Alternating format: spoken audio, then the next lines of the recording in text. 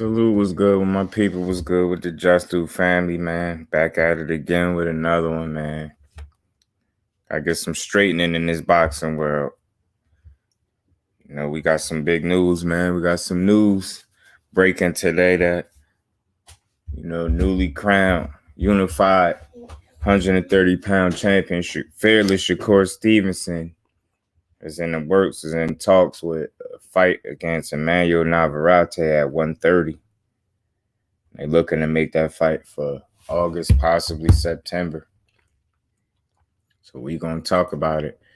We're gonna talk about this Charlo injury too, man. So I'm hearing some things, some rumblings. I hear some people calling bullshit on the injury. They saying the fight got postponed for low ticket sales. They said they basically had to get these ticket sales away. They had to convince people to attend this fight, man. And this fight was taking place Juneteenth, and that's a big date, man. That date stands for something, man. It was in his hometown in Houston, and for that fight to be off and postponed, and we don't got a date as to when it's ready. What's up, Miss Tahir? Dude, you the first one in the building. Appreciate you. How you feeling? How was work? Hope work was good. Hope work was good. We're going to try to have a good live today. I got a couple topics to discuss, man. Like I said, number one being Shakur Stevenson versus Emanuel Navarrete. Some people say they knew this was coming. I mean, me, myself, I can't say I knew for sure that this was coming, but I'm definitely not surprised because of the way Shakur beat Oscar Valdez, man. I'm pretty sure they in the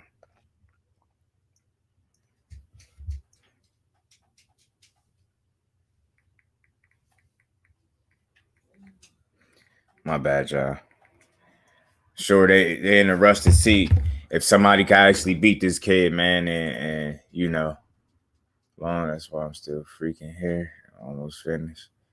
You shouldn't still be there. It's after 8:00. Your ass, you better than me, because when it's my time to leave, I'm out. But anyway, let's get to it, man. Then you got, is Ryan Garcia strategically using Tank's name every time he got a fight lined up to help sell his fights and sell tickets to his fights? I mean, it's a real question. I think it's something that the people need to be asked, man. And I want to know with the people, who's the better opponent for Shakur, Emanuel Navarrete, or Joe Cordina? And I asked about Cordina because they more recently exchanged tweets on social media. And Shakur told him, let's make the fight happen. And that's the best fight to make at 130 pounds is between Joe Cordina and Shakur Stevenson. So my question to the family is, who the better opponent for Shakur Stevenson? Emanuel Navarrete, being that he got to move up from 126 to 130. Cordina's already there. You know what I'm saying? Oh, you already read that. Cordina's already there. So, I mean, I honestly think either of those fights would be good for Shakur Stevenson. I'm going to be straight up and straightforward with this, and I don't straddle fences. Neither one of those dudes can beat him. But it'd be good fights nonetheless. They'd be good fights, good tests for the young king, man. MP, what's good, bro? How you feeling? Salute to you. Appreciate you for sliding through. I had to come kick it with the family. They said this is some breaking news. The good brother Blue just broke this a while ago. And, they saying Shakur Stevenson and Emanuel Navarrete in the works for August or September. And more recently, he was Maximo Valdez was good. What's good, bro? I don't know if it's your first time, but if not, sub to the channel. Hit that like button for your boy. We're going to keep rocking. Yeah, I hear you, Navarrete. Definitely the bigger fight. Yeah, he definitely the bigger name, the more known opponent for sure, man. And since that little loss that he took all those years ago, man, he ain't lost since, man. This dude lost a 4-rounder early in his career and ain't looked back since. He ain't lost since. 1, 3. In his 6th pro fight, he lost to Daniel Argueta. He lost a 4-round unanimous decision. That man ain't lost since 2012. We in 2022. So there's no doubt in my mind that's impressive, man. I like Navarrete. I like him. He come to fight. You know what I mean? He let his hands go, and I don't think he ducking smoke. You get what I'm saying? Anybody that's willing to move up to 130 and face Shakur Stevenson in their first fight got my respect for sure. For sure, for sure. Maximo, appreciate you sliding through, bro. Shakur staying busy. That's what I'm saying, MP. And that's what we want to see, man. That's the good thing about boxing right now, man. We continue to have these dudes like we continue to push the needle when we get the fights we want. You get what I'm saying? And I think, like I said, it's a good thing to see Devin go do what he did, man. He did what he did. Oh, he been subscribed for a minute. Appreciate you, bro. Appreciate you, man. Welcome to the family. Hey, my brother Tim, man. Appreciate you, man, becoming a member, man. I got to welcome you to the family 2 times, Tim. Appreciate you, man. You be safe up in that sky, up in that air, bro. Appreciate you 100% too, Tim.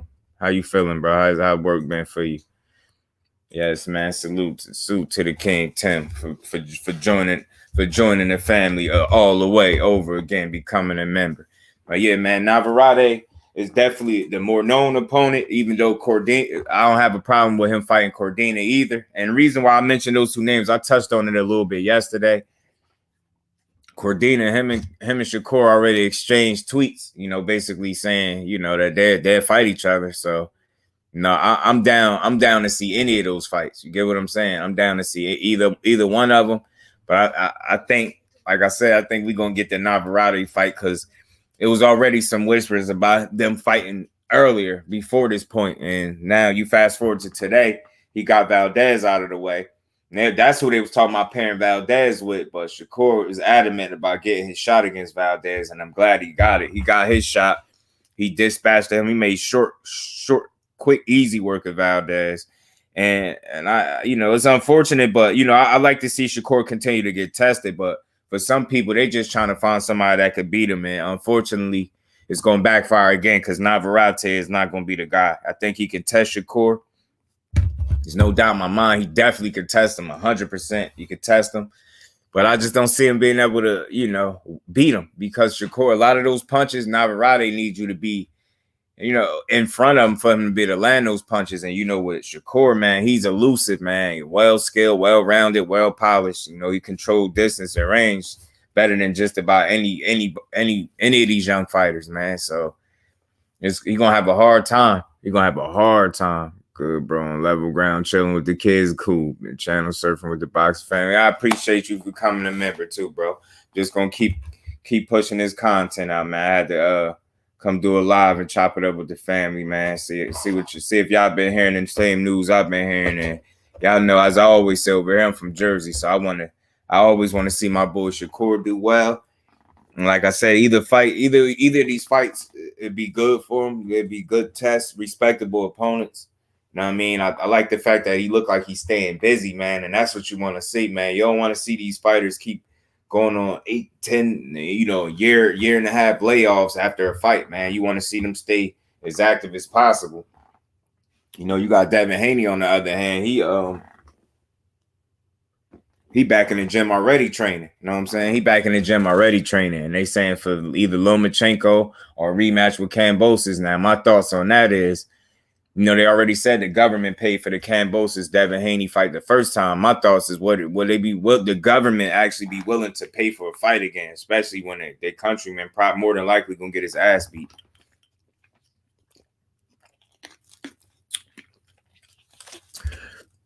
Bruce Gas OG was good. What you appreciate you for sliding through. What you smoking on? I got some gelato over here.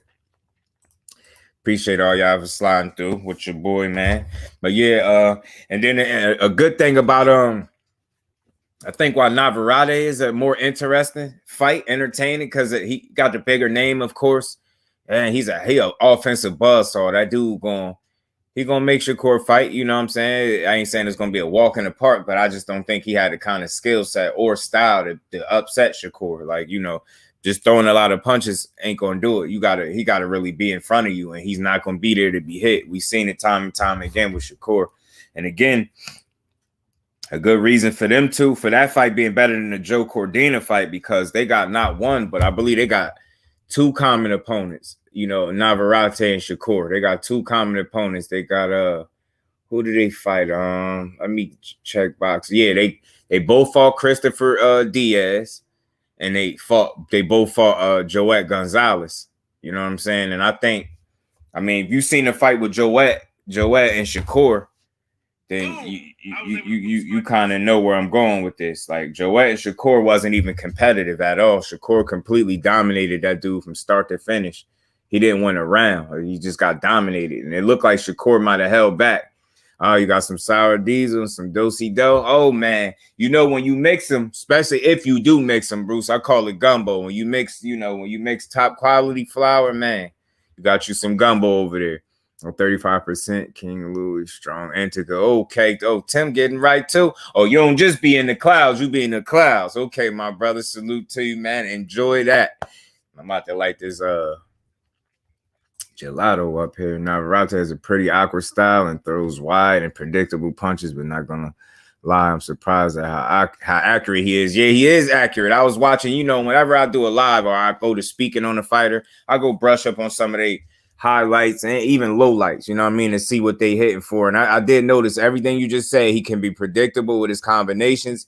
He is wide at times, but he still is very accurate, man. And he just have a willingness to let his hands go. This makes him dangerous. Definitely a great fight. I want to see how Shakur handles that pressure. Yeah, and that's you're gonna make Shakur answer some questions. That's one of them, Tim, on a super grass. Yeah, for sure he is. I got my pen at work in the clouds. I got that stinky thing. My man. Get right. Yeah. Yeah, I feel you, man. Well, from one smoker to the next, I feel you, man. Y'all good brothers. Enjoy y'all days and y'all good flower over there. But yeah, man, Navarrete, man, he's surprisingly accurate. Throws a lot of punches. He tough. You know what I mean? I did see Joette look like he hurt him a little bit when they fought. And, like I said, they got two common opponents. And they both fought Joette Gonzalez and Pitbull Diaz. Flossie, my bro, what's good with you, man? TWT, man, in the building. What's good with it, bro? How you feeling? Appreciate you for sliding through. But yeah, man, and Shakur, the difference in his fights is he got that kind of style and he want to dominate. He don't want the fight to be close. So he get in there and he take away what you do best. You know what I mean? He can while doing what he do best. You get what I'm saying? So it's like when I seen Shakur fight Joette, that was a wash.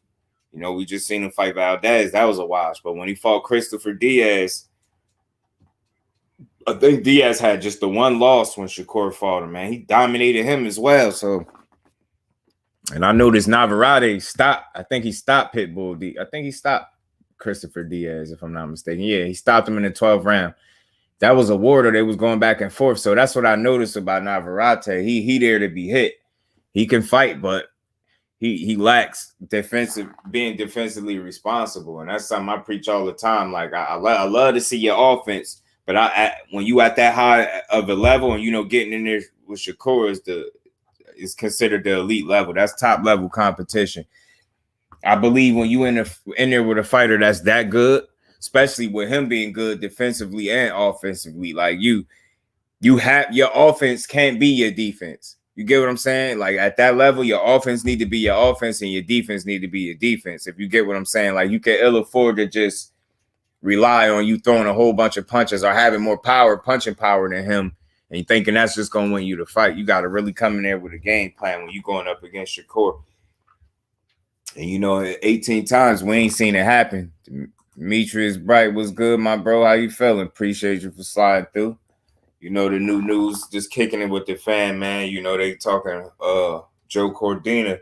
Well, I mentioned him the other day because they exchanged words, like I said, and Shakur said he'd be willing to go to England and fight that dude. And I thought that was big because anytime you got our American fighters, our American champions willing to go overseas in enemy territory and get a fight, it's always impressive. You know what I'm saying? And that's Shakur ain't no different. That's what he want to do. And I Cordina is a good fighter. It's a good fighter. We just seen him come off a second round knockout over Kenichi Ogawa. He knocked out. I didn't expect him to knock him out early, especially not like that, but he did it nonetheless. But him getting in there with Shakur, that's a whole different ball game. That's a whole other thing. But like I said, I think the fight that those guys that you gonna be online, I'm gonna drop in just like you dropped in. Come show you some love, OG. But like I said, Navarrete, they got Joet Gonzalez and Christopher Diaz in common. The difference is both of those fights, even though Navarrete won both, they were very competitive. He had Joet face looking real bad in that fight. He beat his face up pretty good in that fight. And he did Christopher Diaz pretty bad too. He knocked him out in the 12th. He did a number on him, but both of those fights, even though he won them, like I said, they were very competitive, man. And Shakur Stevenson, like I said, he like clean performances. He don't like to get hit. And I ain't saying he ain't got no chin or nothing. No, he understands the less you get hit, the longer you last. He don't like to get hit. You know what I mean? Definitely not flush with more than one shot. So, like I said, man, with me just seeing how Navarrete fights play out, like even when he's dominant, he can be dominant, but he's there to be hit. Like I said, and I just haven't seen a fight, even when he's looked his best, where he don't get hit. The guy gets hit now. Like I said, he hasn't lost a fight since 2012. You know what I mean? Back then when he fought and had that was a 4-rounder that he lost. You know what I'm saying? That was what, like I said, way back in 2012. That man ain't lost since then. He ain't even came close to losing since then. And he ran his record up to, 35-1 with 29 KOs. So he definitely a heavy KO artist. Dude got over an 80% KO ratio. Shakur, he damn near got double. He got close to double the fight Shakur got. You know what I mean? That dude got what, 36 fights? Shakur got 18. 18 fights in, but like, skills pay the bills. And although he got that pro experience over him, like I always say, Shakur Olympic pedigree sometimes I think get overlooked by some people. And they forget that, in the Olympics, that's one thing that people forget about Shakur too. When you in the Olympics, you used to going into hostile territory. You get what I'm saying? And getting the win, beating somebody in their hometown. You used to traveling somewhere, that's unfamiliar territory and having to get that win. My bro Zoom, how you feeling, bro? Appreciate you for stopping through. How you feeling, good brother? How the family feeling in the chat? Appreciate all y'all smash the like button for you, boy. We gonna keep rocking. Y'all know how we do over here. Yeah, but like I said, man, Shakur don't let his fights be close. He don't allow him to be close. His style, his discipline, you know what I mean? His consistency, the way he control range and distance, the transition from offense to defense and vice versa is unmatched, man. And it's just that's a lot to deal with. Like it might not sound like much, but I think he do a lot of things at a very high level. You know what I'm saying? And I think that's why he able to. The separation in his fights is so obvious because the gap in skill level be different. Quick, sis, TWT, appreciate you sliding through. How you feeling? I already got my notifications on for you later, so don't even worry about it. You will see me through there, sis. Mm-hmm. And I say, whichever fight is easiest to make it. You know what I'm saying? You seen Berlinga non-skilled that's talking about skill. Yeah, bro. I'm glad. See, that's why I like the family. That's why I like talking to y'all, because y'all watching, y'all doing y'all due diligence and watching y'all boxing. Bro, I was trying to get that clip, but I ran out of time. I had got a bunch of other shit. I always try to get little clips that's relevant to what I'm talking about. That brand section be coming through. I damn sure was gonna play that. This dude talking about skills pay the bills. He gonna pay because I ain't get to eat. I can't eat what I want to eat.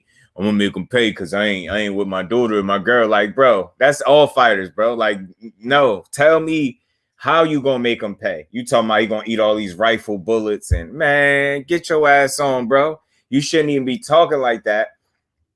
And respectfully, like one thing over here, just do not bash the fighters. I just got to call it how I see it. Outside of those first 16 round knockouts, those first 16 first round knockouts, he hasn't done anything. He look obvious. Honestly, he looked like he regressed. Yeah, man. He was hold on, man. I got something for you. Hold on. I got something in here. Where is that? Where that fight at? This wasn't his last one, but it was one of them. Where is it at, man? His ass, man, because he be tripping. When you're down there. Not that one. Bruh ass be tripping. Where he at? Now, come on. Angry of himself, but at least has the wherewithal to know what's happening. Yeah, bro, that's what I've been saying, that this guy Caceres. Hey, y'all peep the double standard. Peep the double standard. When you got the complexion for the protection and you get knocked down, look how they explain it. Now, come on. Angry of himself, but at least has the wherewithal to know what's happening. Yeah, bro, that's what I've been saying, that this guy Caceres, veterans are always dangerous. They're looking for one shot. And I just got this in, and René was having a good round, and then he fell asleep, he threw a shot, and didn't anticipate a shot coming back, and then there you have it. He's sitting on his back looking up at the light. Now, he came back at the end of the round. By the way, Caceres actually hurt Berlanga again, and had him staggered at the end. Y'all peep the double standard. You see, when he get dropped, they explain how he had the wherewithal to know he got dropped. Like he was aware, man. I ain't trying to hear that. But you see, who was it? Who got dropped and did something similar when as the Queen Ashley be saying, Podcast Porter. See, when he banged on the ground, it wasn't, they ain't had that kind of explanation for him. They ain't say, well, at least he got the wherewithal to realize, you know what I mean? That's the double standard. That's the little slick shit you be having to catch with these commentators, man. They suckers. My favorite boxer today, every time he fights, a pressure fighter. The way he breaks him down is insane. Navarrete will bring more pressure. I feel Oscar always been scared of Shakur. Yeah, Oscar ain't really want that fight. And they ain't really want to make that fight. And he been quiet since. And I'm hearing people leaving that camp too. I'm hearing more people leaving their camp. And Gulu beats Berlanga if his chin is the same as when he fought Benavidez. I'm with you on that, D. I'm with you, bro. And Gulo is a tough fighter too, and he can punch. You know what I'm saying? And if he come in shape, that's what's important to me. Like outside of the physical shit that we could see, I just need to know that he in shape and he actually coming to win. If he coming to win, then that's a good thing. We're gonna see a good fight, and we might could see a potential upset. I'm telling you, man, because if Berlanga don't catch this dude early, and when I say early, I'm talking about 4 or 5 rounds early. Possibly 6 being the latest, he start to slow down. He start to fatigue, man. Yeah, man, he was on his ass, yo. He was on his ass. Yeah, you seen it quick. He missed like a motherfucker, didn't he? He missed like a motherfucker. When you're down there. Oh, my bad. Now, come on. Angry of himself, but at least has the wherewithal to know what's happening. Yeah, bro, that's what I've been saying, that this guy Caceres, veterans are always dangerous. They're looking for one shot. And I just got this in, and René was having a good round, and then he fell asleep. He do that against Angulo, he might go to sleep, man. He might really go to sleep. Right? Feel me quick. He might go to sleep. He do that against Angulo, it might be over for him. It might be over for him. Valpez mad as fucking cinnamon clitoris for shoving him towards that fight, and the whole camp ended up losing. Well, the biggest names out there. Yeah, man. I'm telling y'all, yo, just peep it. I'll be joking about it, but I'll be serious a little bit. Like, just peep the play. Just imagine what Oscar and everybody around Canelo was telling him in that build-up to fighting Floyd Mayweather. Think about what Oscar in particular was telling Canelo. Like, yo, you could beat this dude. He's not that strong. He don't hit hard. Just think about it. I fought him before. All he do is run. You know what I'm saying? You better than him. You can beat him. Just think about they told Canelo this shit for months leading up to this fight, right? And he get in there and get his ass beat. And then you fast forward to today, Oscar and Canelo not even cool no more. I'm telling you, yo. He was, the minute he lost to Floyd Mayweather, like the minute he lost, he was in that ring thinking about how he gonna get himself away from Oscar De La Hoya the first chance he get. Now you fast forward, it's like the changing of the guard. Now you got Canelo returning the favor to Valdez. He doing the same thing to Valdez that Oscar did to him, convincing him he could beat a fighter that he just not skillfully better than. And he got in there, got his ass beat. Now they gonna fuck around, fall out. They ain't gonna be cool no more. Watch.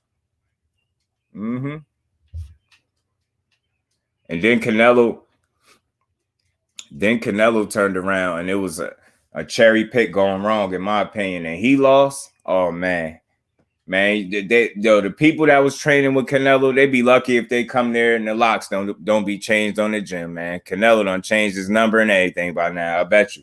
We would never know, but he probably done did all that. He done lost to Beevil. He ain't kicking it with people no more. Beevil beat Canelo ass so convincingly, bro. You know, it was funny. I was just giving this dude credit for speaking more English, and I thought that was cool. But this man got his ass beat by Dimitri Bivol and ain't speak a lick of English after that. Like, yo, they was asking him questions that they asked him at any other fight where he was answering them and responding in English. Boy, they asked his boy a question, man. He got the translator to respond for him. I say, yeah, Canelo salty as hell. He ain't fucking with us no more. He ain't fucking no more American media. Y'all could forget it. The only thing you probably gonna hear him say is he was born ready. You know what I'm saying? You probably gonna have to go find the tape and play that because he ain't speaking no more English to y'all. Y'all can forget about that. Y'all fucking Americans fucked that up. Canelo is not fucking with y'all no more. Mm-hmm. He damn sure was. He damn sure was. Punching nothing but air, man. Dimitri Bivol was running them combinations on his ass. I'm like, yo, he fucking him up right now. He can't do nothing about it.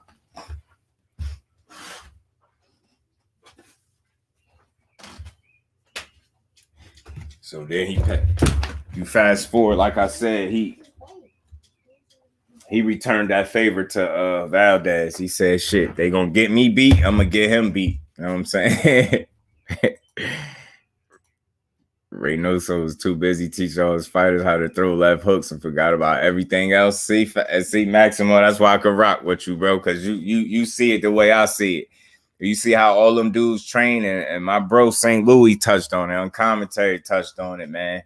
Said, yo, they all like clone-nellos. I believe that's the term he used, clone-nellos. They all just throw power shots, hard shots to the body, and it's all hooks. Like, it's no jab, it's no strategy, it's no skill they working on. Facts, the Juice Crew. And now they splitting up, man. Don't try to split up now. Don't try. Left hook. Left hooks with clenbuterol. Team Juice, no salt. Yeah, facts. Think we wasn't gonna realize that him and his whole team juicing, man. And that's what it is. And it's weird. Like, when you call them out for it, they get mad. They take it personal. Like, you can't say nothing to them about the failing of the drug test. Like, I'm still on Oscar Valdez ass because he claimed he got his shit out of tea, man. And they fucking exposed that it was no tea on the market with those substances in it. So he got to come up with another lie, and they let him off the hook. Anthony Jones, salute, bro. Appreciate you for stopping through. I don't know if you sub, but if not, sub to the channel. Hit that like button for your boy. The fight fell throughout already. It's not happening. What fight you talking about? You know, 4 less will get you right back where you started from. In fact, somebody tell them damn dummies that getting in the fights, all they want to throw is hooks. So Anthony, what fight you talking about fell through already? That's not happening. You talking about Stevenson and Navarrete, or you talking about a different fight?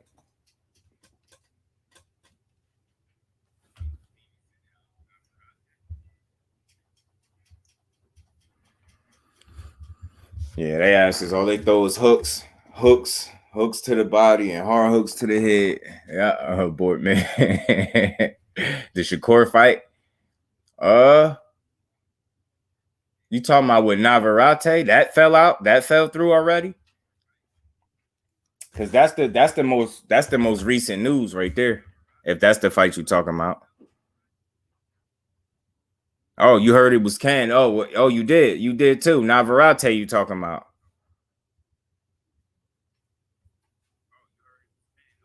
Cause I got this shit right here. I always like to try to get my reading going. Get my reading on. Hold on. Let me pull this shit up. And that's why when in boxing, whenever you got something to speak on, I say you speak on it right away. Cause see, See how quick stuff changed? And then right here, right? Y'all saying this, yeah, Shakur said it on Twitter. Okay, so that fell through already. So I'm wondering now, and that's why I'm glad I put both in there. I put him and Cordina because that was the two names being spoke on. And I'm literally reading this. This is from today. Well, yeah, what's today? The 9th? Yeah, this is from today at that, yo. Him and Navarrete supposed to be in negotiations for the fight this summer in August or September. But do you see how quick things change? See how quick it's just like it's over with? Yeah.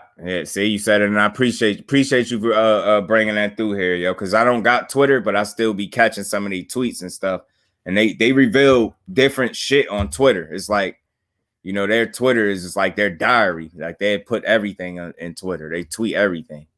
And that's what I'm saying. That fight just got announced. And that's what I'm saying. I'm literally reading it. I still got the, you know, the article pulled up from Boxing News 24 where they saying, you know, they working on a fight for the summer now. Heard about it. I heard it was done. So yeah, exactly. So you know what? Yeah. Exactly, Quay. So like I always say over here, that's why I always try to be clear. And I'm glad I don't put breaking news and stuff because I don't want to try to grab the attention that way. I don't really want to be the media, so to speak. Like I don't mind reporting on stuff as it come, but I don't be trying to breaking news everything. You get what I'm saying? And I'm glad I didn't do that with this. So if that fight is scrapped, I felt like that would have been a bigger fight, a better fight, because that's a more named opponent. He got the bigger name out of him and Joe Cordina. And then I think it's interesting that they shared two common opponents where Shakur completely outclassed both dudes, and Navarrete had, you know, competitive fights, but he knocked one out in the 12th, and then he beat one in decision, just by unanimous decision. So I thought that was good, you know, to see him and Navarrete mix it up. That would have been a good fight. St. Louis, I was just talking about you, bro. What's good with you? Appreciate you for sliding through. How many of these channels don't retractions at all? Yeah, you right, Quay. And you know what? That's why, again, like that's why I try to make sure I don't come off as the one trying to be like breaking news all the time. Like I try to bring up the discussions and good conversation as they present themselves. Like this is just currently today, and then already you see how quick we hearing that is over with. That's why I'm glad I brought it up now and didn't wait till another day to do it. You know what I'm saying? But yes, sir. Smash that like button for your boy. We're gonna keep on rolling. Shakur just told Eddie Hearn I'll fight. Yes, yeah, and that was the other thing I was touching on, Anthony. I was talking about the fight with him and Joe Cordina, and them recently just saying to each other, like, you know, Shakur told him that's the best fight at 30 is me and you, champ, like basically, and he told them he'd be willing to travel to England to do it. So I also touched on that a little bit, but that's why I included him in the mix, because I know how boxing is, and that's something that I learned even before I started this channel. Like with boxing, the news change so frequently, and I look at shit like it don't necessarily make you wrong.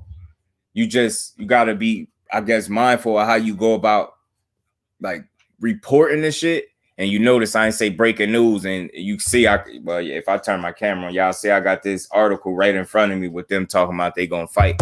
And then you see that was hours ago though. So this was hours since this been released. But then you fast forward now, Shakur saying that fight fell through already on Twitter, you see.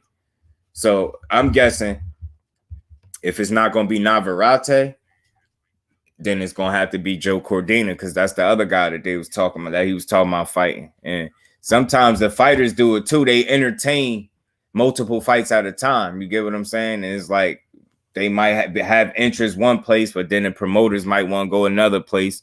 Now you hear multiple reports, then you hear him basically shooting that fight down. So it's cool. I mean, as long as he continue to get the best fights available for him, I'm cool with it. And I think either of those two names is respectable opponents that people can't complain about. And, you know, that's the position you win when you Shakur Stevenson, unified champion. Like, you want to make sure you taking the best available challenges out there. You know what I'm saying? That way you eliminate the room for people to complain, even though they're going to find a way to do that anyway. You know what I'm saying? Another question I had was why Devin Haney getting so much hate, man. You see that? That's why I said who the better opponent, Emanuel Navarrete or Joe Cordina. Devin Haney getting a lot of hate, man, and me and St. Louis on commentary was talking about it. You know, I watched the video where dude was breaking down how the announcers, he's supposed to be a blow-by-blow analyst, so that means he's supposed to, you know, commentate on the entirety of the fight. You know, all the action. You're supposed to call the action as is. He got to a point where he looked like he got frustrated because Devin Haney, instead of being dumb in enemy territory, he chose to be smart. And it seemed like he had a problem with that. And I think it was unprofessional as hell and bad bias. And it was borderline suspect at how he just stopped commentating for like a minute and a half straight because he didn't see Shakur make the mistakes he wanted to see him make.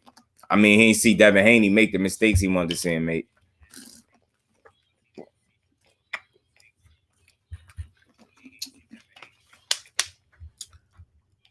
I'm with you right here with that UK fight. I'm with that because he ain't did that yet. And that could there just be another notch under his belt. And like I said, I think his Olympic pedigree would come back to help him in a situation like that. Like, you know, it'd be something he hasn't done as a professional, but it's something that he's done plenty of times as an Olympian, you know what I mean? Fighting in hostile territory or fighting, you know.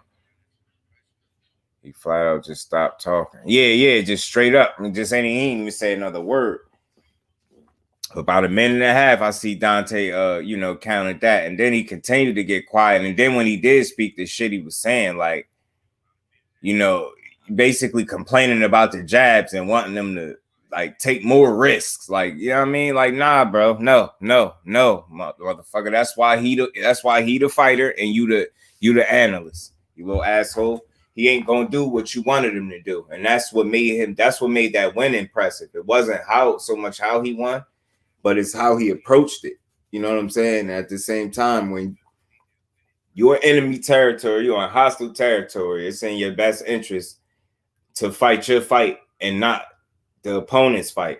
Because you could ill afford to do that and you're not even in your hometown. Like, get what I'm saying now? If you're going to be in his hometown or his backyard, so to speak, and you're going to fight that dude in his wheelhouse and give him more opportunities to be successful, whereas in result, he's going to make the rounds closer and more competitive so they can rob you on the cards? Hell no, absolutely not. Bravo. And my hat goes off to Devin Haney for how he performed, man. Him and Team Haney. Tim Bradley had to step in and do his job. Shout out to DBN for pointing that out. Facts. Shout out to Dante's Boxing Nation. And I actually could give Tim Bradley a little bit of credit here in this case. And I say a little bit because just as soon as they do something good, they do something bad. So the jury's still out on Ninja Turtle Bradley. But he did step in and kind of do Joe Tessitore's job. And he wasn't a pencil pusher for the day. He wasn't a bootlicker or a company man for a day. You know what I mean? At least for a fight. You know what I mean? And he gave credit accordingly and said Devin Haney did what he was supposed to do. Like, that's his responsibility as a former athlete, a former fighter. When you got the analyst that never competed, and that's where that comes into play. When you got the analyst that never competed, I think it's your job, your responsibility when he going left field like that. I think it's your job to like set this shit back straight and get, you know, make sure that people understand what they watching, man. Like as he did. And I think if he's more consistent and transparent with his message instead of looking like a narrative pushing company, man, then more people will respect him. Like that's why we like to hear from Andre Ward.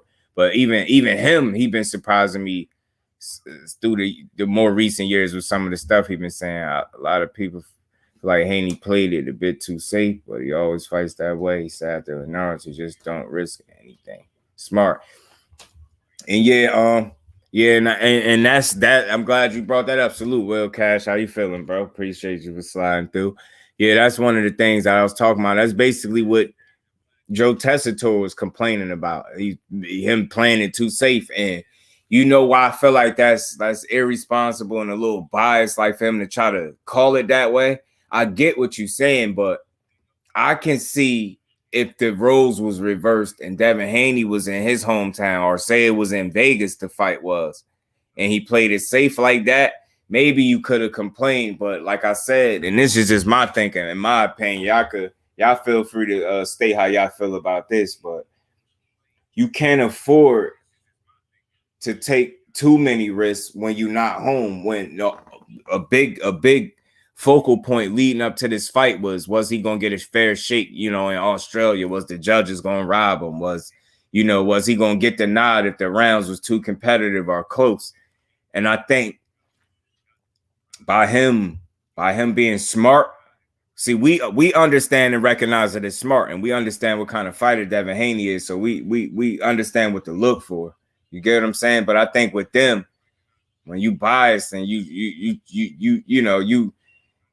allowing how you feel personally to interfere with your job, you're not gonna call it exactly how you see it. Like, you're gonna leave out the fact that he in Australia and that he can ill afford to make many mistakes, because if any mistake he make, it's going to be intensified, and he just can't afford to allow those rounds to be close or questionable, where they could be like swing rounds where it could be arguably anybody's round. I think by him being jab heavy, as they called it, I just called it being smart, because all fighters, they say, if I could land my jab, I could land everything else. So that was something that was evident. Like, he stuck with the jab. He didn't abandon it. I think that pissed people off, because he didn't be reckless. And I'm telling you, this is also my opinion. I think they looked at the Linares fight, where he was pressing a little bit more, trying to be a little more exciting, where he was like taking more chances and shit like that.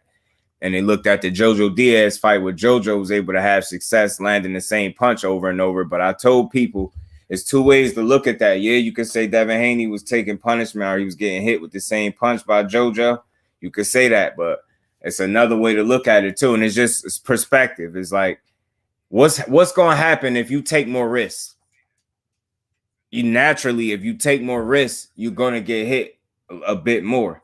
It's common sense. Like, if you trying to press the fight and be more exciting and be on the front foot more, so you can get the fans more what they want to see, you got a real good chance of getting hit more. You susceptible to being hit more. It's just what it is. And I think they looked at those two fights, the Linares and the Jojo Diaz fight, and they was hoping they was going to get that version of Haney in terms of mentality, because the same skill set he brought into the Kambosos fight, he had his whole career. It's how he chose to use it, and how much more disciplined he was in the biggest fight of his career. That's how they were supposed to frame it and talk about it, because then you're doing boxing a service. You're doing boxing a one-up. You know what I mean? You're doing boxing as a whole some good by lifting it up and calling performances accordingly, instead of letting your open bias that you got, kind of play a factor in how you do your job. And that's what I be able to see from these commentators. That's why I can't wait till they come up with a way where we could just mute them and still hear the fight. Like, I would love to be able to mute, like how we could mute people on panels and shit. Like, I wish you could just mute certain commentators. I would fucking mute Joe Tessitore. You ain't want to talk anyway, I would have muted your ass for the rest of the fight after that shit. And then that's a flip side of it. Still try to rob Devin of facts. Imagine if Devin didn't play it safe and took risks. And this is exactly what I'm saying, Max. Like, this is what people, and that's the people, the detractors, that's what they mad at. They mad at that they couldn't get him into one of those. They couldn't get him to do that. And it was pissed off. And the dude really stopped talking for a minute and a half straight, because Devin Haney wasn't making the mistakes he wanted him to make. Yeah, that's crazy, yo. That's mad unprofessional. It's almost like childish. You look like a little ass girl. Like, you on national television over the airwaves, mad as hell because a fighter not making mistakes in hostile territory. You want him to take more risks. So then y'all can have something else to talk about. Oh, did you see how many times Kambosos was able to land the right hand or do this? I could see y'all mad because he knew going into that fight he liked to throw that left right combo or something that he called out, and he did not allow him to do it. And the fact that, Kambosos coming into this fight, a lot of people was feeling like mid-range to close range, it would have kind of favored Kambosos. Like, he could have did some good work in there. Just tell me, did y'all catch how mad they was? Did y'all catch that Devin Haney, the way he fought, he removed the inside play away from Kambosos as 100%. Like, he didn't allow him to do none of the inside work that he was hoping and looking forward to do going into that fight. that's advantage Haney. That was impressive. He completely took that away from him. He just didn't even let him do it. When they got in close, he tied him up. You know what I mean? Dipped when he get blocked, catch and shoot. Like he was being smart the entire time. And I'm telling you, they was hoping that, I'm telling you, that hostile territory, the big crowd, the lights, they thought that was going to phase that young man. And did you see his eyes? Like, one thing that I learned, I always learned for years, I've watched, is a fighter eyes. Did you see Tank eyes against Rolly? He was like mentally switched on. He was focused. Did you see how focused fucking Devin Haney looked in that ring? And then you want to know the difference between focus and the lights being too much? Go back and look at how focused Tank was, like eye to eye with Rolly. Go look at how, you know, Haney was with Kambosos, eye to eye. Look how they was locked in. And then go look at Castillo Clayton when he was in the ring with Boots, and you tell me the difference. Like, you get what I'm saying? That's what's impressive to me. When they in the biggest moments or in rough moments, or what you call is a big fight. Like, I believe when you undefeated, even if the opponent is not as crazy, you still in the biggest fight of your life, if to a certain degree, if you get what I'm saying, because your record is on the line. And it's like, these dudes continue to perform at a high level, and they continue to get hate because of it. You got people saying, Tank, you was losing the fight until you landed that shot. And then you got people saying, oh, Haney, you played it too safe. You was supposed to do this. You was too jab heavy. Nah, that just means he was too disciplined. Say he was too technically and fundamentally sound for Kambosos. You know what I'm saying? And he was able to take him out primarily with a jab. Or I do you one better. Let's talk about, I want to say how he only used a jab and a couple right hands. And just like that reporter said, he said, well, what about your face? Asked him about his face. Talk about your face will look like that too if you got in a ring with me. Nah, bro. A jab tore your face up like that. You get what I'm saying? So if I could have that kind of success with my jab and do that to your face in a fight, I'm going to do it too.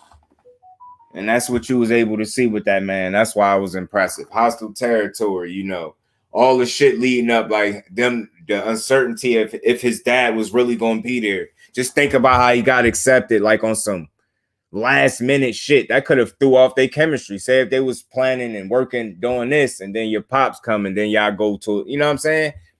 I think that's what they was hoping to do too, and none of that shit worked. And I told people if it was ever a fight he could have won without his pops, it was this one.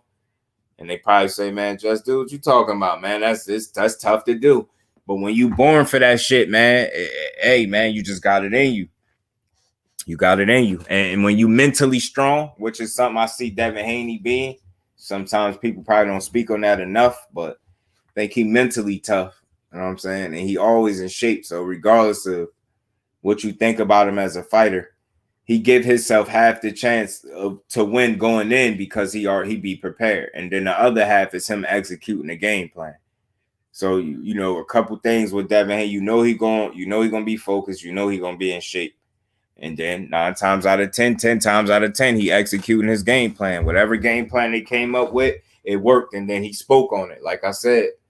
And when you smart and you know what a fighter like to do the most, and you take that away from him, that's advantage you every single time, bro. And that's something people just got to learn to, you know, identify when they see it and give credit accordingly, man.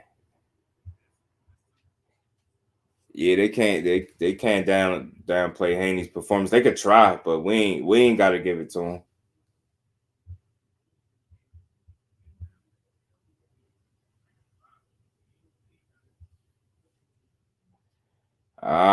See, that's what I tell y'all, man. Boxing changed.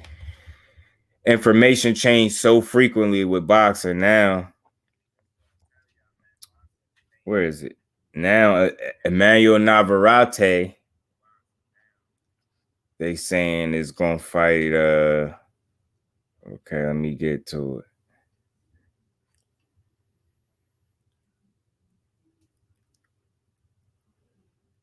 Because it's taking so long to pop up. Okay.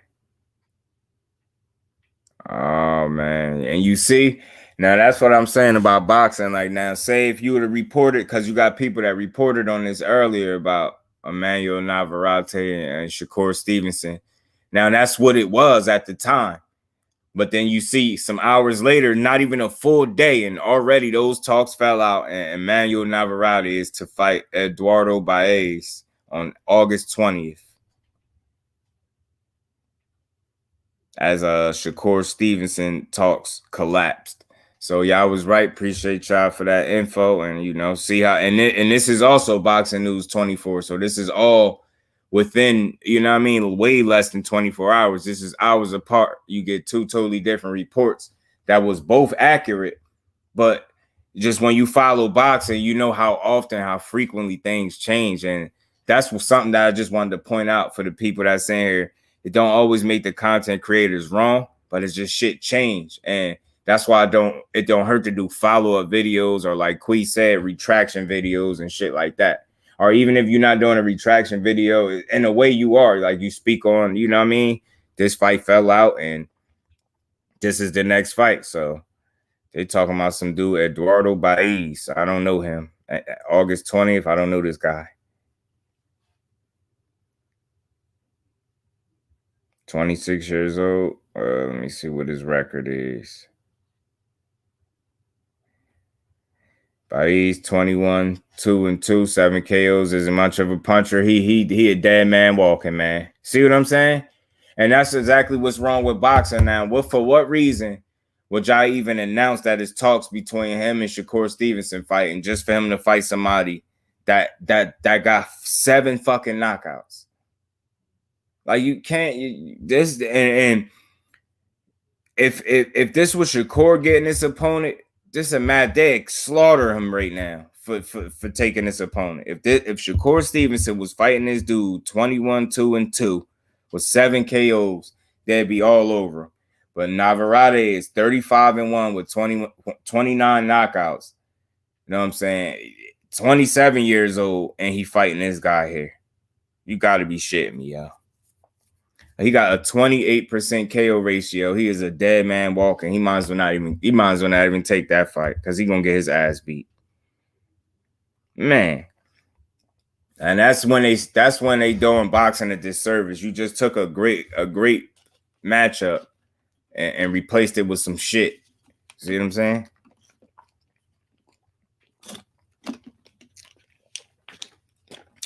No disrespect to dude, but this matchup is nowhere near the same. Nowhere near it.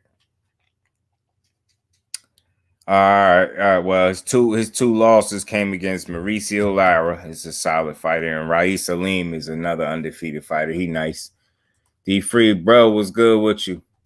How you feeling? Appreciate you sliding through. You already know it. TWT. Yeah, it's straight embarrassing. Max said they disrespectful, and that is like, that's gonna get swept under the rug. They're not gonna hang Navarrete for fighting a completely vulnerable. Yo, like, when you're a knockout puncher that throw a lot of punches, man, you can't put nobody in there with no punching power, bro.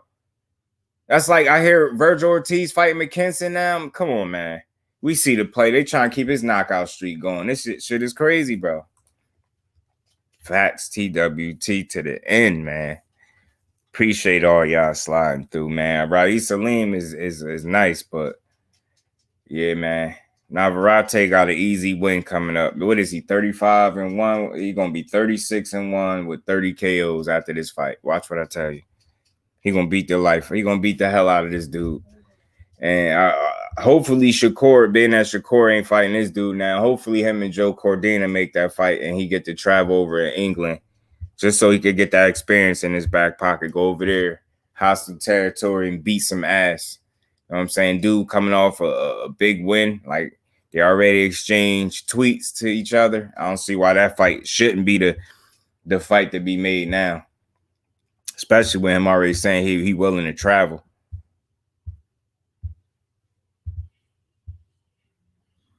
And then I wanted to touch on that Charlo fight a little bit, This report saying he had a back injury, but I keep hearing little rumblings about their ticket sales being real low for that fight.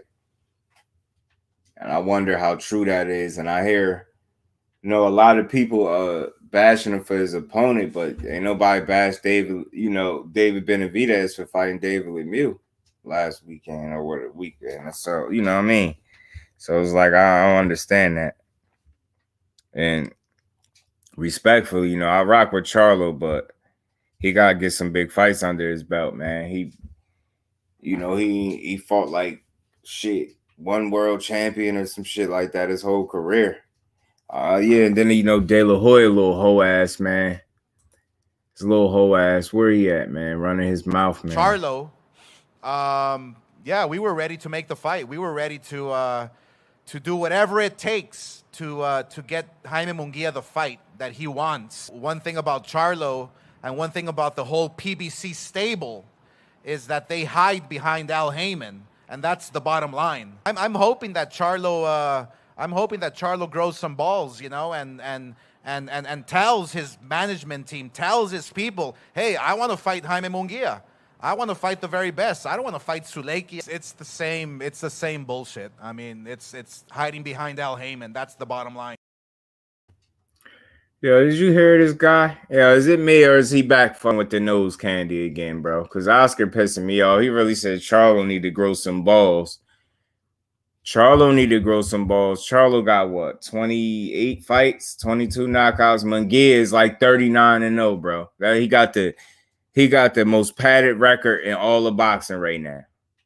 And you got the nerve to be talking about Charlo growing balls. Every time this dude about to fight somebody of note, it end up falling out, and he go fight like a much lower level opponent. I wish Shakur was fighting Navarrete. Never heard of the other dude either. Yeah, I wish he was fighting Navarrete too. And like I was saying earlier, salute Mike Kirkland. Appreciate you for sliding through, bro. How you feeling? My brother Scales from New Orleans. How you feeling, my bro? How y'all feeling today, man? This nigga been skiing again. That's what I'm saying. St. Louis, he been skiing again, bro. Charlo need to grow some balls, but the fighter that you got, he don't have an Al Heyman. He got a De La Hoya or whoever he got that he hiding behind, because Jaime Munguia ain't fighting nobody, bro. That dude, they think they slick. You think they ain't trying to run that record to 50-0 if they could, man. He already almost at 40. And with the opponents that he fighting, I'm pretty sure they about to give him his 40th win, man. This dude don't fight nobody of note. And it's crazy because Charlo get blamed. That's the sucker shit. That's the shit that we got to call out. Don't try that.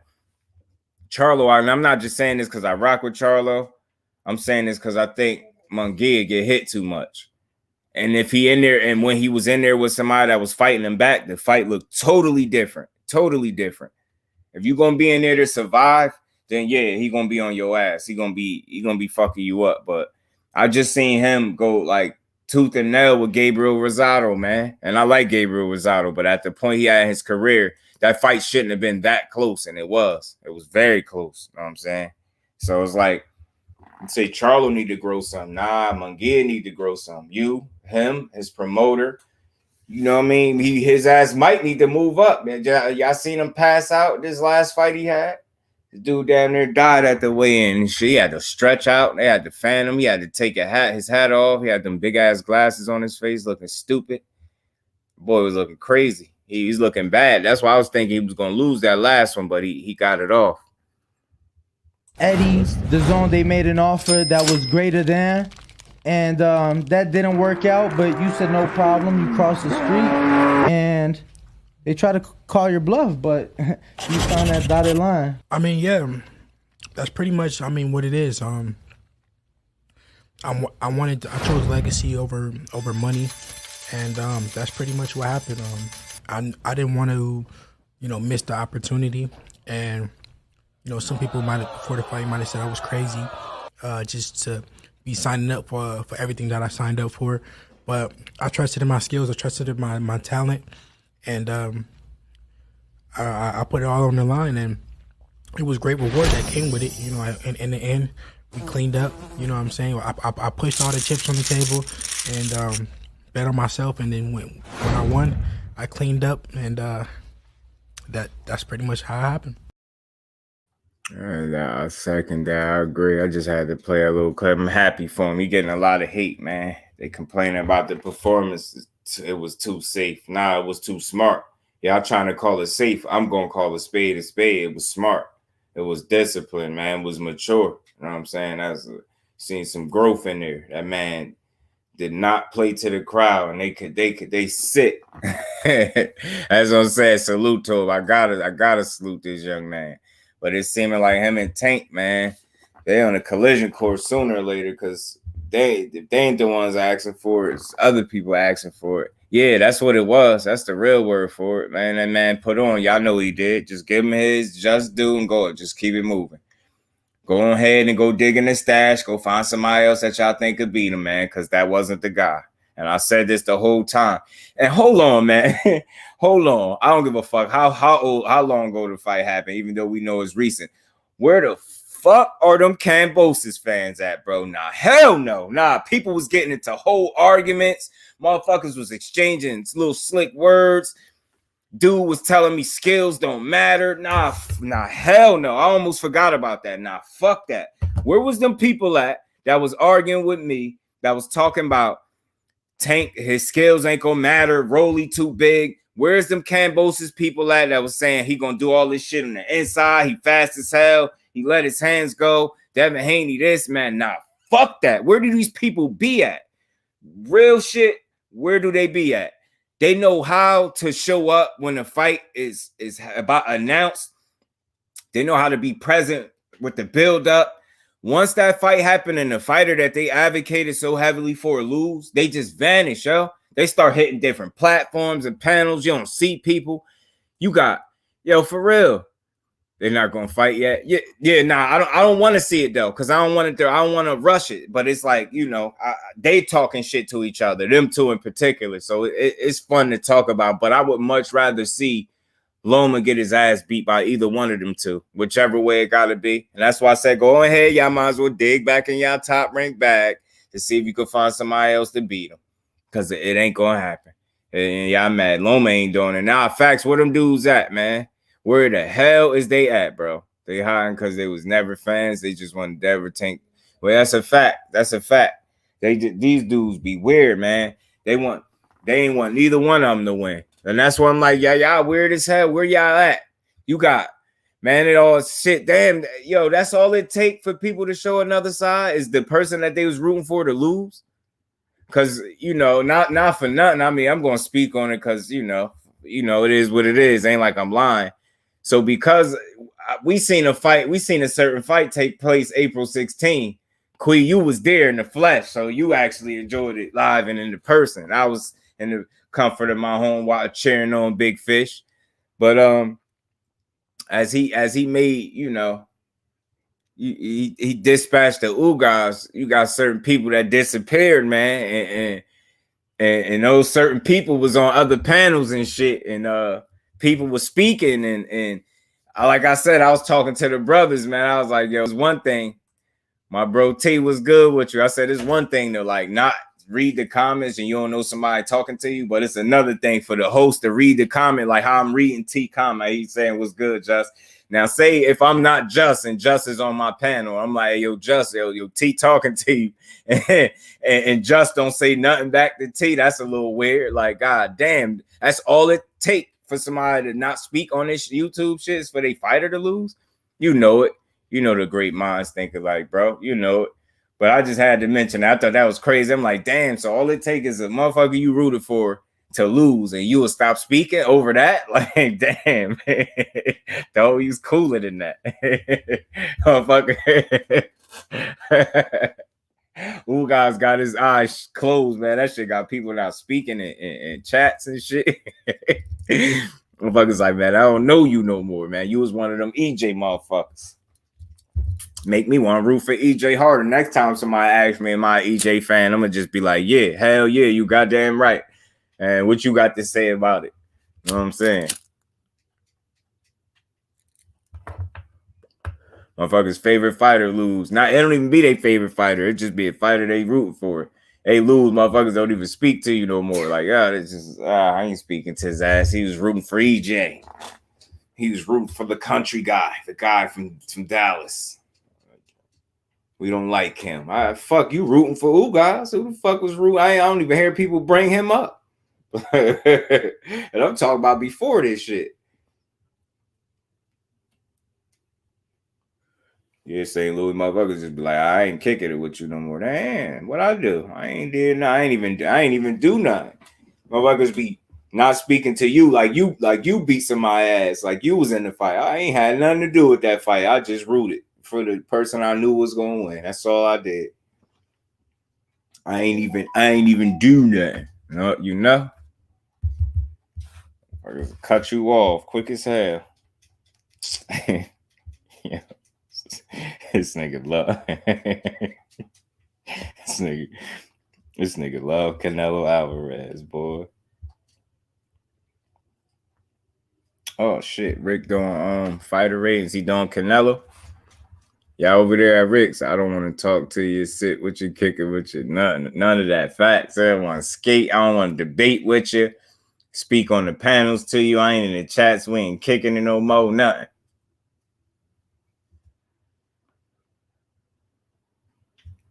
That shit crazy, man. That shit crazy. Well, that killed that. So Shakur ain't fighting Emanuel Navarrete. So hopefully that Joe Cordina fight is still on the table for him. Navarrete is fighting Eduardo Baez. Some dude with 7 knockouts.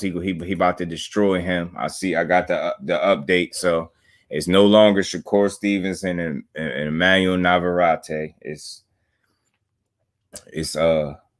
Navarrete and Baez. Like I said, this dude got 7 knockouts. He gonna get smashed out.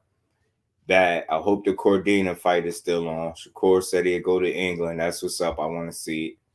That's where I'm at with that. Charlo is hurt. Got people questioning the injury. They said his ticket sales was low as shit.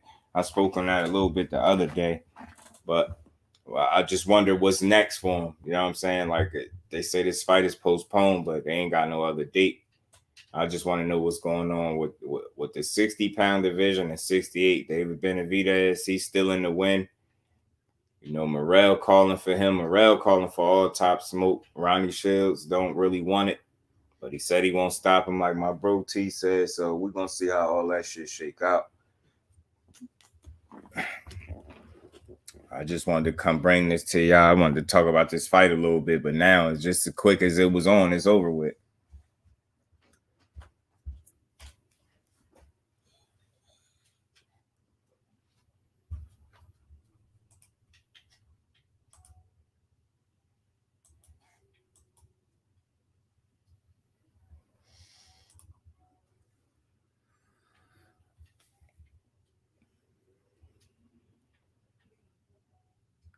So hopefully we get more of the fights we want, because don't nobody want to see Navarrete and no Eduardo Baez. He about to get smashed. You don't have to. Oh, my bad. We Talk Sports was good, bro. My bad. Damn it, Bob. Yeah, for real, yo. Wait, what? It's already We Talk Sports is already a no-go, yo. Navarrete and Shakur Stevenson off. The talks collapse, and Navarrete is now fighting a 21-2-2 with 7 knockouts opponent, Eduardo Baez, and he gonna smash him. That dude just don't have enough. He ain't gonna be able to keep Navarrete off him, so it's gonna be like a showcase fight for him. More so of a stay busy fight rather than a big fight. And I don't understand how would they be in favor of this type of fight as opposed to one. They ain't ready for that dude to lose again because they still pushing him. I think that's what it is. It's safe to say that. They still pushing Navarrete. And if we being honest, man, these matchmakers be knowing what's up. You put him in there with Shakur Stevenson right now, he gonna get beat up. All that shit he do against other fighters, all the combination punching, all that shit he be doing, fucking people faces up. Shakur won't be there to be hit, and it'll be another masterclass performance. I'm willing to bet on that, and I'm pretty sure they probably second guessed it. They like, man, hold on, they ain't ready to, they ain't ready for that dude to lose just yet, so they ain't gonna throw him in there with Shakur. So hopefully that Joe Cordina fight, like I said, is on a. Ticket sales will go up if he decides to take some risks. Backfires aren't granted. Hope insurance like Canelo, man. It's a fact. That's the fact, Skills. And it's unfortunate because these dudes ain't getting in there with him. And I don't know what he could exactly do to force the issue. I think he really need to look into moving up.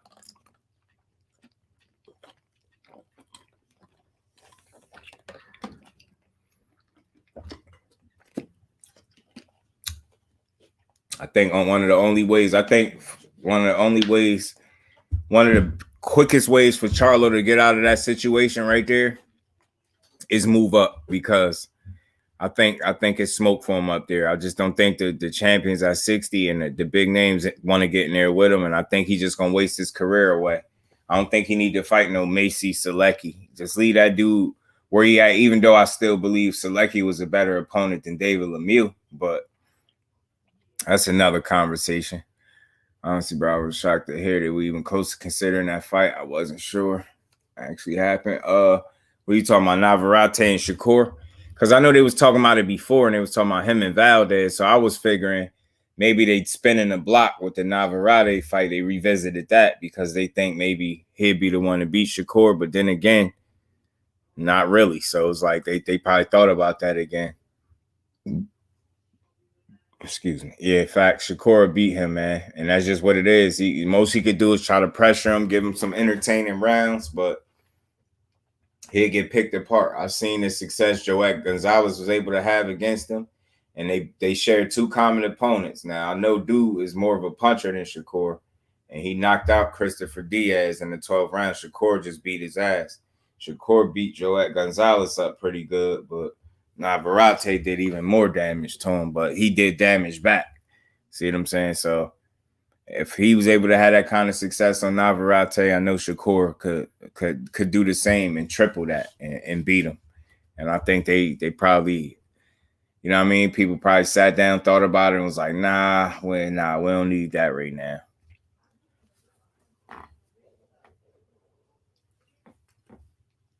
But yeah, for Charlo, if he wanna get the most out of his career, I honestly think he's gonna have to move up. I don't think it's no other option for him at 60, because I don't think them dudes want to get in there. And he's not afforded the luxury either of calling it how it is. Even if that's the case, they still gonna make up other excuses. Like, you gotta think, you got David Benavidez a whole 8 pounds up, even though it don't seem like a whole lot. I'm pretty sure Charlo can make the weight and fight him, but they in different weight classes, and they making it seem like because Charlo said this, he gotta go up there and fight him. But I say just go up there and do it. I had a hard time accepting the top ring matchmakers to prove that ass up. I thought Navarrete pissed Bob off or something.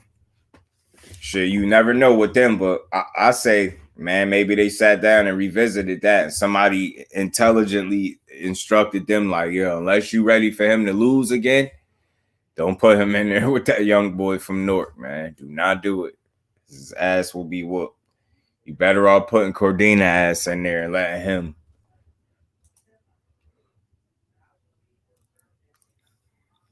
Honestly, I wanted to see Joet's reaction watching Shakur do with his son cutting. Yeah, that was fun. He needed that. Even Andre had to move up. Charlo don't have that Canelo scapegoat anymore, and that's a fact, Skills. That's why he in a situation where I think it's just time for him to move up, respectfully. Because I mean, look how long we've been talking about this, and like I said, I don't want to sound like a broken record. You just can't make people fight you, and it's time for him to accept that and just call it what it is and move up.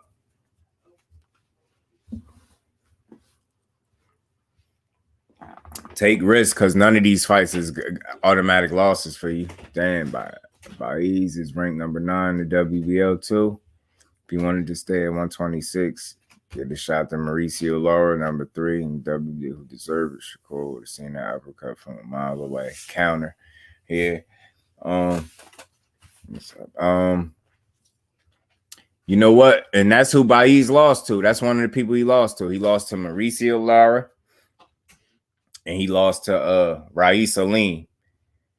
And I think Aleem got a fight scheduled too. But I see what you're saying. They already putting somebody in there that shouldn't be in there. And he shouldn't be in there with no Navarrete. Nobody with 7 knockouts should be in there with no knockout puncher unless they're a masterclass boxer. And he is not that. So he will get picked apart, destroyed, and get his ass beat because of it. It's not a good fight for Baez. He's gonna get beat up.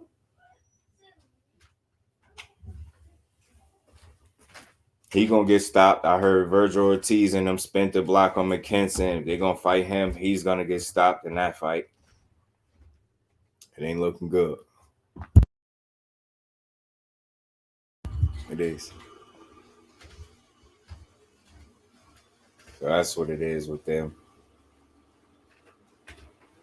I just want to see something shake out, and 160, 68. And Berlinga, like I say, he was talking like he got skills over this dude. He called Angulo one style fighter. He just come forward. If you ask me, he kind of described himself like you come forward and just throw hard shots, and neither one of y'all is gonna have to look for each other because you don't have them type of styles. Y'all not pure boxers. Y'all more punchers. Both of y'all. They punchers first. You know what I'm saying? And if Berlinga don't show no improvement in this fight, he could find himself being upset. I'm telling you. I'm looking forward to catching that young boy Jahad Tucker fight on the 18th too. Another one of them top ranked, but he a young prospect. He nice though. So I'm about to wrap this up. I ain't gonna keep y'all too long. I just wanted to come, kick some boxing with the family real quick. I appreciate all y'all for sliding in here with me. Salute the We Talk Sports, my brother Skills, Max, Michael Kirkland, appreciate you, bro. On commentary, my bro St. Louis, my bro T, D Free, my sis Quid, appreciate all y'all. Mel Cody overshadows his brother's career at this point, always taking risks, and winning. Yeah, that's a fact, Skills. Like I said, if he want to get out of that unnecessary criticism, he gonna have to move up. He's just gonna have to move up and take some risks like his brother for sure. I think Haney built for war and a pressure fight. Hey Mike, I think that all depends on who's on the other side of Haney, respectfully, and I will just say this: I appreciate what he did. I salute him and applaud him. I respect it. I love the way he performed. But just for me, in my honest opinion, that performance doesn't beat a Tank Davis at all. He would have to do more than that. He would have to. 100% in my mind, he would have to do more than that. He would just have to. Kirk not at 35, I think at 40 he'll be better. Who Dev? Appreciate all y'all, man. But man. Dev gonna be all right no matter what division he campaigned in because he's mentally screwed. He's mentally locked in. And I think he always gonna give himself a chance to win because of that and because he's always in shape. You know what I mean? Even though he might be struggling to make the 35, I think getting a nutritionist and having a nutritionist might buy him some fights at 35, respectfully, if that's what he chooses to campaign at, being that he won them belts. I don't see him wanting to give them up right away. So I wouldn't be surprised if he had at least a fight or two left for sure at 35, especially with a nutritionist. So the fighting style though, so I wouldn't want him in a war unless absolutely necessary. Yeah, and that's a fact. And he'll have to, if that's Tank on the other side of him, he'll have to fight smart like that. But I think because of the level of opposition, it will warrant him to have to go in his bag more. I think that's respectful and logical to think. You get what I'm saying? Because it's safe to say that, Kambosos, even with the performance he put up, like that would get him stopped by Tank. We all know that. So, you know what I mean? And I know that styles are different, so I expect a fight between Tank and Kambosos to play out different, but you get what I'm saying. Haney got the kind of style that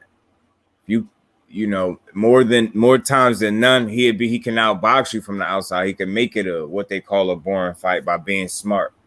But I think with Tank being as good as he is, Haney will have to go in his bag more. And it's just same way you might have to see Tank go in his bag more. You get what I'm saying? It's just safe to say that those dudes at that level for me. And I like them both, man. Like, that's the one thing I'll be wanting people to understand. Regardless of who I think will win, I still rock with both of them, win, lose, or draw, until they stop moving like real fighters. And right now they are. Tank is just in a situation where, I mean, to some degree, not to make no, excuses for him. You've heard his promoter, you've heard Floyd come out and basically tell you what the game plan was in terms of how he wanted to move him and build him. So to a certain degree, I don't understand why some people be so surprised as to how his career has played out thus far. Now, given that we at this point where it was talk about him leaving or not leaving, resigning, whatever the case, now I think is where we get the fights we want out of Tank. Anything less, I'm going to call it out accordingly. If the next time Tank Davis get in the ring and it's somebody that he shouldn't be in there with, I'm going to call it out. And that's no hate to Tank. That's no slight to him. That don't mean I don't like him or rock with him. We just try to be transparent over here. If you're not giving us the fights we want, we got every right to call you out on it, especially, like, just to be fair, when, you're a pay-per-view star or you're trying to be that, you're telling people, yo, to see me, you got to go in your pocket. This ain't free. So I think it's only right for when you demand for people to go in their pockets, we demand you to get in there with the best. They grow up in boxing at this point, instinct alone will override his own superior skill set. Yeah, facts. And he young enough to still be able to rely on them instincts and his reflexes and things like that to win them the fights, and he will. Facts, they gonna push each other, and that's all I be wanting people to know. That shit ain't no easy win for neither one of them dudes. But I will say, and we all know this, respectfully, just don't get caught too early by Tank. Or don't put yourself in a position where he's able to hit you early and often, because we know it's a fact. Like, if he's able to hit you early and often, he can get you out of there. And that's just what it is. But we're gonna talk more. We're gonna chop it up on that more, family, for sure. I'll be back tomorrow with some more fresh news, maybe something even better to talk about, man. I'm gonna do my homework. I'm gonna see what's going on in the boxing world, and I'm gonna do my due diligence so I could bring y'all the best possible conversations there is to have in boxing. But just to wrap things up, no more Shakur Stevenson and Navarrete. So, like I said, hopefully Cordina is still on the table. Navarrete is fighting Eduardo Baez. That's going to get stopped. I'm pretty sure of that. Don't get caught at all by Tank Fat Scales. Don't get caught. Or sleep is going to be in the menu. You get caught too early by him, just pick your pillow out before the fight and you might be all right. But that's all I got, man, for the night, man. I ain't want to hold y'all too long.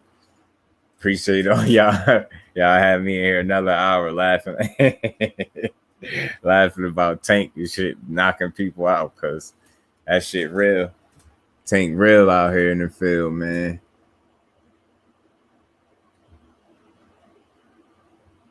A little distraction there. The mom dancing.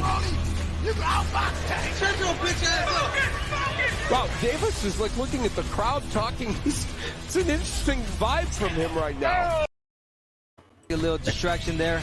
The mom dancing. Wow, Davis is like looking at the crowd talking. It's an interesting vibe from him right now. Appreciate all y'all, though. Mike Kirkland, appreciate you, bro. I'll catch you over there in the morning if you're over there on the OG spot. Appreciate all y'all. I know y'all smashed the like button already, but I'll be back tomorrow with another one for y'all. Yeah, yeah, it was funny. I didn't know if y'all seen that little clip. I thought y'all should see that. Tank had to let him know, man. Tank had to let him know, man. Distraction there. The mom dancing. Wow, Davis. Tank told him to shut his bitch ass up. I'll end it with that, man. My peoples, man, y'all enjoy the rest of y'all night, man. Ricky doing fighter ratings, he doing Floyd, so I'm gonna go over there and try to catch some of that, participate over there, man. So y'all probably catch me over there at Ricky, man. To the next one, I'm out, my people. Peace.